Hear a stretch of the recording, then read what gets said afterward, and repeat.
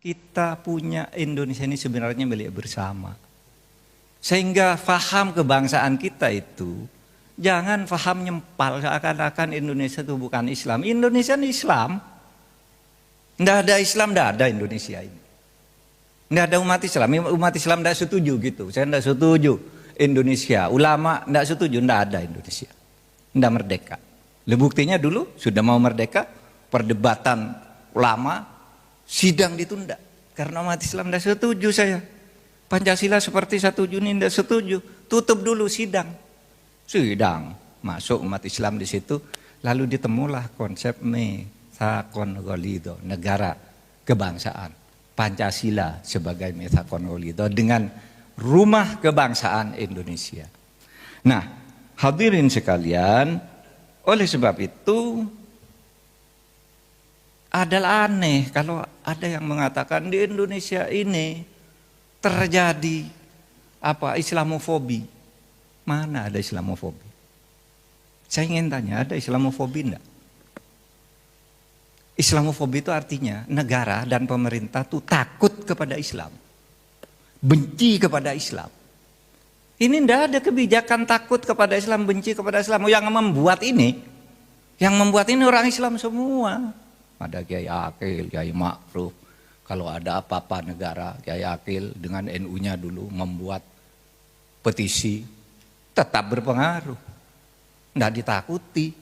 Tetapi memang menentukan, yang dipetisi juga orang Islam. Sehingga saya katakan, cobalah. Sekarang ini Islam di Indonesia kurang apa? Gitu. Nah, terkadang tuh orang memprovokasi, kayak tadi ajaran-ajaran Wahabi, Salafi itu. Seakan-akan kita ini anti Islam. Mana anti Islam? Semua anti Islam. Sekarang nih mau kampanye semuanya berebutan harus cari calon yang didukung oleh orang Islam. Kalau dia tidak Islam benar, carikan yang NU. Enggak bisa melupakan itu enggak bisa, kalah. Karena apa? Karena Islam ini tidak ditakuti. Gitu. Bahwa ada kebijakan yang tidak sesuai. Nah, itu persoalan pilihan kebijakan, bukan diskriminasi. Dan yang lagi karena tidak kebagian aja kadang-kala. Kalau sudah kebagian masuk kan sama aja, tidak bisa berbuat apa-apa. Karena masalahnya terlalu kompleks dan tidak sederhana seperti yang kita katakan, seperti yang masyarakat katakan. Kalau lalu ngasong Indonesia itu sudah tidak cocok, banyak korupsi, harus diganti khilafah. Memangnya di khilafah tidak ada korupsi? Banyak korupsinya. Mau pakai Saudi Arabia tuh, waduh, tuh pangeran-pangeran di Timur Tengah itu, kalau musim panas itu di Maroko di tepi pantai punya rumah-rumah dan landasan pesawat gitu, korupsi uang negara. Di sini ditangkepi, dicari, kamu pencucian uang gitu, disembunyikan ke luar negeri.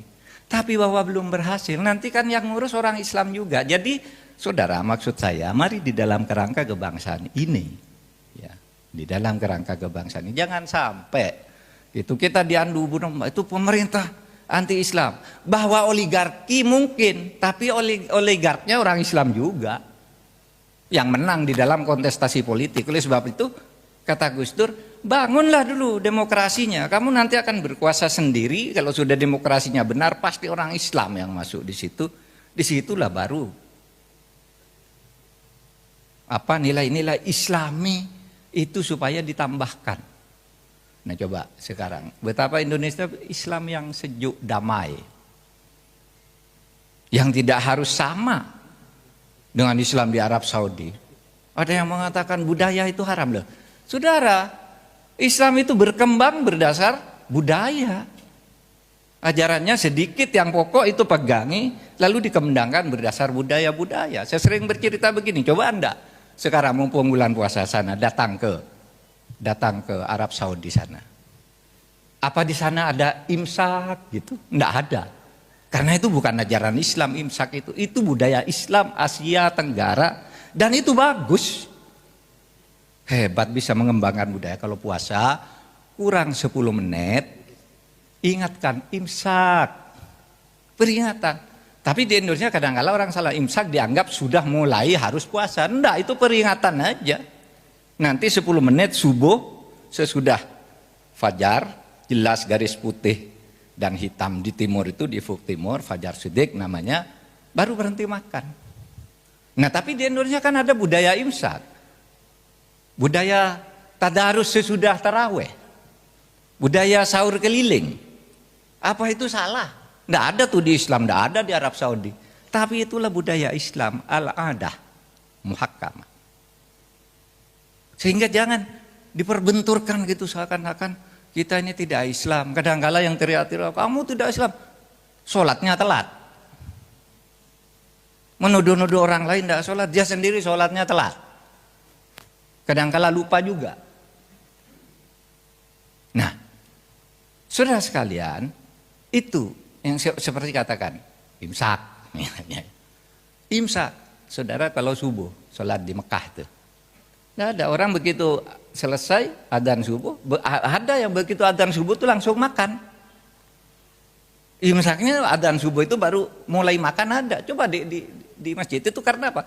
Tradisi, cara menafsirkan di dalam kebutuhan lokal masing-masing. Lalu ketika berkumpul di Mekah itu berkumpul macam-macam cara beribadah yang sifatnya muamalah, bukan akidah uluhiyahnya, bukan soal ketuhanannya, tapi macam-macam. Di Asia Tenggara tuh pakai imsak. Bahkan dulu waktu saya kecil itu teriakan di masjid-masjid, ayuhal ikhwan qad ana waqtul imsak iyyakum walakla wal syarba wa ghairu dzalik. Mulai sekarang kamu dilarang makan, minum dan lain-lainnya. Ini kan salah. Wong 10 menit lagi yang dilarang. Tapi itu dituruti. Kenapa? Oh, ini bagus. Sebagai tradisi. Gitu. Halal bihalal. Dari mana tuh halal bihalal? Ya dari Indonesia aja. Di sana di Mekah enggak ada halal bihalal. Ya selesai ya selesai. Ya, sama. Jadi saudara sekalian, kayak imsak tadi nih. Kadang-kala nih orang yang salah, anaknya sedang makan gitu, imsak dipukul, berhenti minum gitu. Padahal itu peringatan, itu tradisi Islam Asia Tenggara. Dulu waktu Nabi itu ada beberapa hadis, salah satu diantaranya ketika suatu hari pagi Nabi sedang bersahur di Masjid Nabawi gitu, Bilal, ini waktunya subuh. Saya mau adzan, ini sudah subuh dilarang makan. Subuh bukan imsak. Oleh Nabi, Bilal, ntar dulu. Kenapa Nabi? Jangan adzan dulu nih, masih ada orang makan, biar selesai dulu. Jadi enggak serem-serem banget gitu ibadah itu. Yang penting niatnya, lalu syariahnya diikuti. Ya secara tepat, tetapi juga tidak. Lalu hitam putih kayak gitu. Ada situasi-situasi tertentu yang harus kita kembangkan. Nah itulah Islam yang dikembangkan di Indonesia, Ahlus Sunnah wal Jamaah. Bertumpu atau dikembangkan, bukan bertumpu, kalau bertumpunya tentu akidah, rukun Islam, rukun iman, itu tumpuannya. Tapi di dalam pelaksanaannya dilaksanakan berdasar dengan kebutuhan budaya. Kesenangan masyarakat. Coba, saudara kurang apa di Indonesia nih kalau pejabat mau mantu, waduh sudah sangat Islami. Dia merasa tidak sah kalau tidak mengundang seorang kiai besar, tidak pakai sholawatan, tidak pakai pengajian, tidak pakai nasihat perkawinan, ngundang kiai yang hebat sekelas Kiai Akil Sirot. Merasa tidak sah, padahal itu di Islamnya sendiri tidak ada nasihat perkawinan, yang ada tuh khutbah nikah. Selesai. Gitu. Tapi Indonesia mengembangkan dengan budaya itu karena Islam di sini bagus.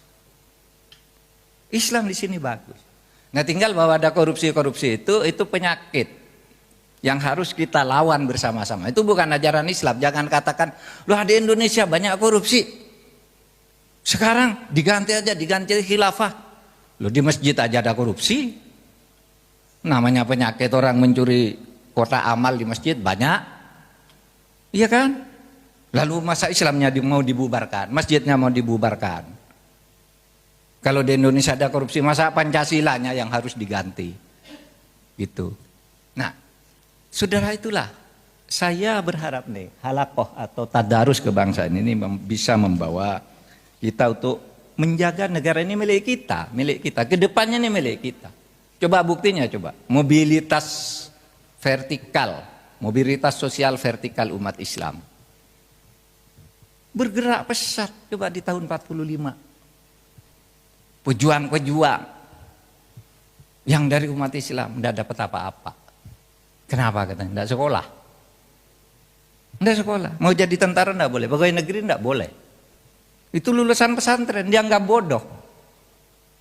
Coba sekarang lulusan pesantren bisa memimpin MPR, Ketua Mahkamah Agung, Presiden, Menteri banyak. Dulu tahun 45 gitu sampai tahun 70-an mana coba cari. Saudara. Pasti kalaupun Islam ya Islam, tetapi karena menang pemilihan elektoral di misalnya Masyumi atau apa, tapi di kabinet gitu ya Islam yang dari Masyumi dan dari NU gitu. Yang lain lebih banyak ya Islam formal KTP lah. Nah sekarang ngaji semua saudara, ngaji. Saya tidak apa, nanti kalau ada orang wah Mahfud ini karena jadi pejabat sekarang muji-muji, enggak, sejak dulu. Misalnya kalau saya katakan, kalau saya bepergian sama Pak Jokowi ke luar negeri, waktunya sholat itu sholat dia. Meskipun sedang rapat resmi. Berkali-kali saya ikut. Sholat. Waktu makan dibatasi jam 12 sampai jam 1 misalnya. Beliau makannya setengah 1 udah selesai. Cari ruangan sendiri, sholat. Di istana juga orang sholat, sholawatan dan sebagainya, udah banyak. Jadi budaya Islam sudah tumbuh, jangan diganggu dengan radikalisme, takfiri dan sebagainya. Yang menganggap selalu kalau orang Islam yang bukan dia yang berkuasa salah, ini salah. Nah, yang begini-begini nanti kalau berkuasa itu berbahaya tuh. Semua orang nanti dilibat berdasar kebutuhan dia. Nah oleh sebab itu saudara, mari kita perkuat ikatan kebangsaan ini. Saudara, saya sudah sebenarnya mempersiapkan konsep-konsep, tapi tadi udah purna disampaikan oleh Kiai Akil, karena memang ini ngutipnya dari Kiai Akil semua. Ternyata beliau datang sendiri, salah deh saya ini, tidak bisa nyampaikan. Udah disampaikan oleh sumber aslinya, sudah tidak usah saya baca.